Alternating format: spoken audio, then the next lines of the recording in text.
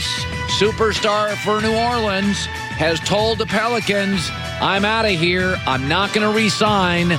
Might as well trade me sooner than later. Every time this happens, oh my word, everybody freaks out in sports. I can't believe it. This is what is wrong with the NBA. This is terrible. All the great players are conjoining forces. Oh, settle down.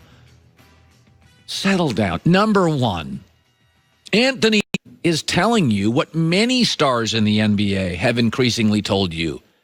I'd rather win games than make the most money. Isn't that awesome? Isn't that what we hope all our sports stars are about? That they want to win. That it's not just about stacking money on top of money on top of money. Kevin Durant, LeBron, Anthony Davis. These guys want to win games. It's not about buying another house, another resort, another boat, or another car. They want to win games. I want my athletes to want to win games more than stack poker chips. So good for Anthony Davis. That's number one. Number two is, don't blame a great player if he wants out of a franchise that shouldn't exist to begin with. Okay, this franchise, the Pelicans, the NBA owned it for a while. The Benson family owns the Saints. They bailed the league out and bought it, but do they really care about it? Let's be honest. They made the NFL general manager the NBA general manager. Nobody else does it that way.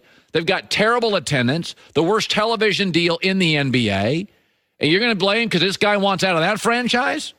If you're a great employee in America and you don't think your company's up to your standards, I've left places, you've left places, an NBA superstar can't leave places, and an NBA superstar's got about 10 years. I can broadcast for 40. And number three, don't act shocked. This is the worst kept secret in the league. Why do you think we created the LeBron meter back in September? Because back in September, Anthony Davis signed with Clutch Sports. The deal was done that day. Don't freak out. Here's the other thing, is that I'm reading Brad Turner is a guy that covers the Lakers for the LA Times. And he said, in order to get this done, the starting point for the Lakers is trade Lonzo Ball, Kyle Kuzma, their best big man, Zubac, and a number one pick. Well, I got news for you. Anthony Davis, LeBron James, and according to that tweet, Brandon Ingram aren't winning a title, aren't better than Boston. They're not better than Golden State. Sounds top-heavy to me. I'm not saying they wouldn't be better. I'm not saying they couldn't make the Western Conference Finals. They're not beating Golden State. Due to franchise and trade restrictions in the NBA, the Celtics can't trade for Anthony Davis until the season is over, and the Lakers know that.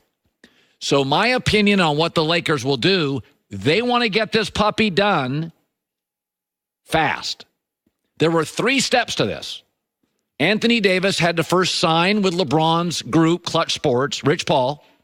Check. Anthony Davis then had to announce, this is hard because your fans now will hate you, had to announce, I want out. And the third step is, for this to work, to get Anthony Davis to the Lakers is, let's get it done in the next couple of months, because by June, the Celtics can make this deal, and they've got way better pieces, more picks, and better assets. And the Lakers do not want to go toe-to-toe with the Celtics on this deal. So my point is, the Lakers will probably give up more than they ideally want to.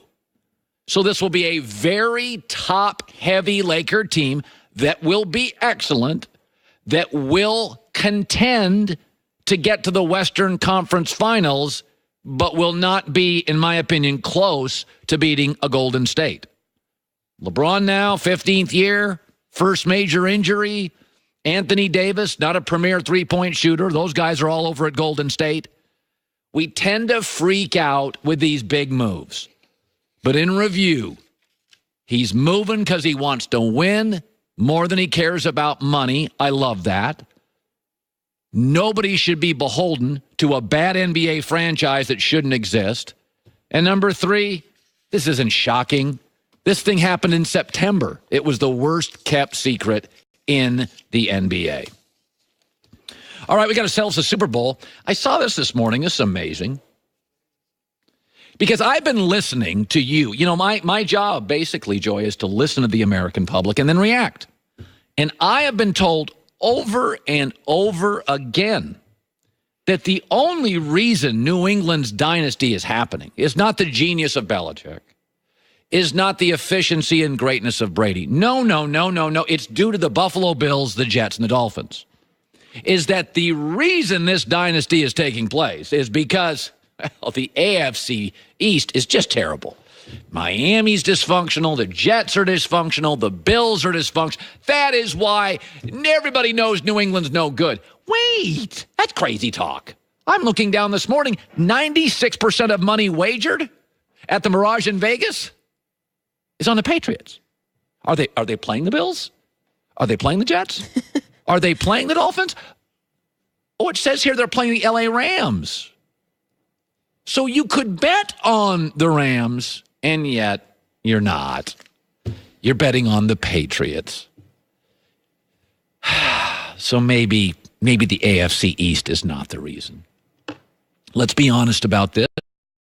Fans think dynasties are created because of the dysfunction that surrounds them. It gives them an opening. But the Golden State Warriors, LeBron James, Nick Saban and the SEC and the Patriots actually create the dysfunction and never get credit for it. Just take the Warriors. The Lakers are now rumored to be getting rid of Luke Walton. Another coach fired? Dysfunction.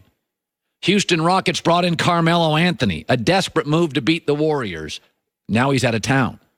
Lob City with the Clippers. Two great players, another really good player. They're all now gone because they couldn't crack the Warriors' code.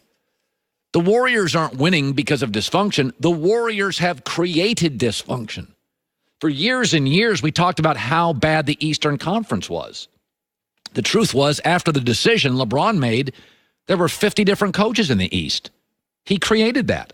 Isn't it ironic that LeBron leaves the Eastern Conference? And all I've heard from all the fans and media this year, boy, the East is a lot tougher than it used to be. No, it's not.